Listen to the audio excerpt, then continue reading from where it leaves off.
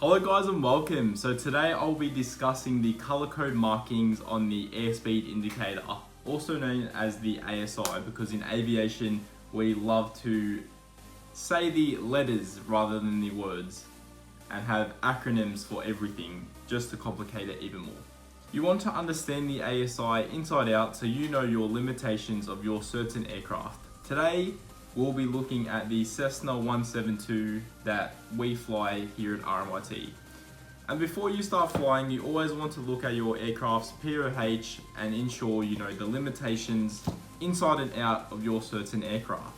It is important to understand the V speeds before we look at the color codes of the ASI. So today we will be looking at general aviation aircraft, which is our 172, our Cessna 172 Skyhawk. So we have VSO, which V stands for velocity. So VSO is our flaps down stalling speed, indicated here at the start, which is 40 knots.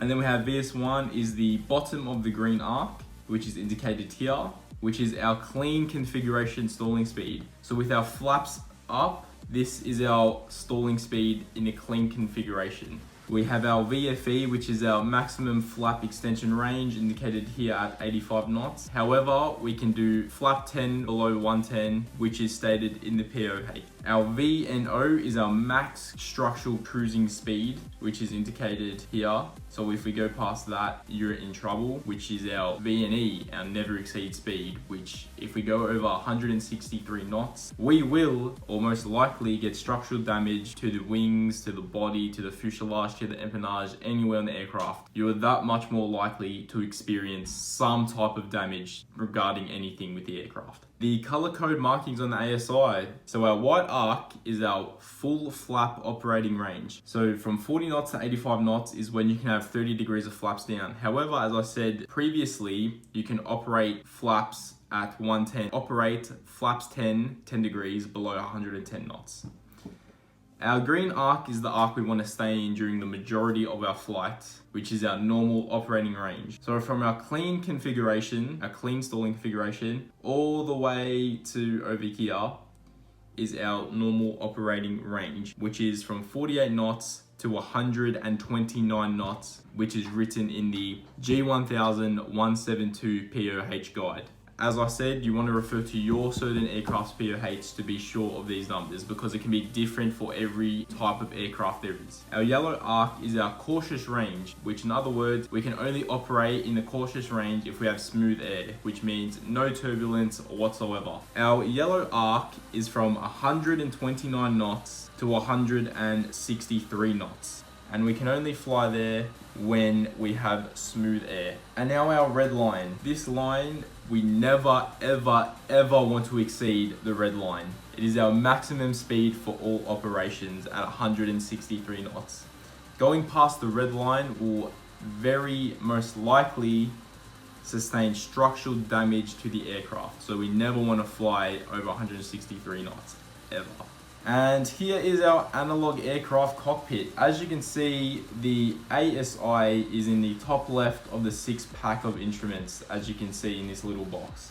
It is situated next to the artificial horizon and our turn coordinator and balance ball. But that is our only ASI. However, in the G1000 glass cockpit, we have the PFD showing the glass ASI. As you can see, they have added another red color code, and that red is called the red arc, which is 20 to 40 knots, which is the low airspeed warning. You never want to be in the red arc unless you're taking off and you're getting your speed alive as you call out 40 knots, which means you're no longer in the red arc and you have your airspeed is not the low airspeed warning. If the PFD was to fail, we have the analog ASI, which is situated underneath the PFD and the MFD, which is right here. So it's very good. You have two options. You can look at your digital PFD ASI, or if you want to look at your standby ASI, you can do that. But it's just there for if your PFD fails, you have your airspeed readings. Next, see the close-up, the flap operating range, the full flap operating range, the normal operating range, the smooth only air operating range, and the never exceed line. Up here you can see your outside air temperature, the OAT temperature, because we like to shorten words in aviation. So it can be +30 or -30. And yeah, that's a nice close-up. Understand that very good. The needle will just slowly with the pitot tube and the static port, use the dynamic pressure from both of them and indicate the airspeed for the given pressure height. Here we have the G1000 in the best rate of climb at 74 knots. We are climbing to 1,000 feet. And as you can see, we're in the green range as it's displaying green. And we also have the true airspeed at 75 knots. So it shows our indicated airspeed, and at the bottom it shows our true airspeed, which is very good for the G1000. However, the analog will only have this ASI, so you will have to work out the true airspeed manually, which takes a lot more time looking down than looking outside your aircraft. And for VFR pilots, we want to keep our eyes outside scanning for traffic. So guys, I hope that cleared up your knowledge of the airspeed indicator markings and you feel much more confident looking at that round dial in the analog aircraft or your nice column situated on the primary flight display.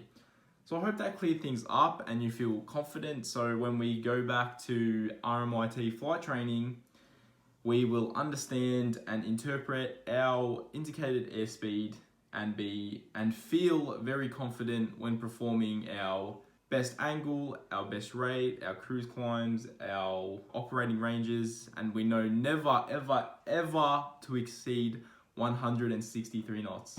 So yeah, I hope that cleared everything up and happy flying, guys.